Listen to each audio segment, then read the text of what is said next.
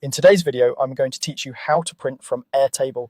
By the end, you'll know exactly how to get a clean, readable printout or PDF of your base with just a few quick adjustments. Start by opening your web browser on your computer and heading to airtable.com. Sign in if needed, then open the base that contains the information you want to print. Inside that base, select the specific table you'll be working with so you're focused on the right set of records.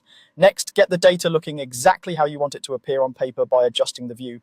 Airtable offers grid, gallery, and Kanban views, and each prints a little differently. Grid is great for spreadsheet-style lists and detailed columns. Gallery is ideal for card-style snapshots, especially if you rely on attachments or key highlights.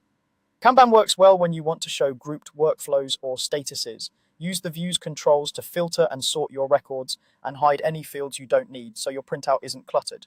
If your grid is very wide, consider narrowing columns or removing non-essential fields to prevent them from being cut off on the page.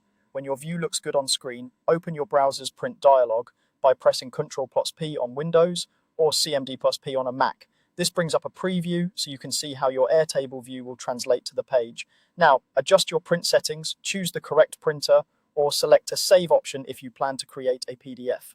Switch between portrait and landscape orientation depending on the width of your content. Landscape often works best for wide grids. Tweak layout options like scale or fit to page to keep columns from being truncated, and set margins to normal or narrow to make the most of your space.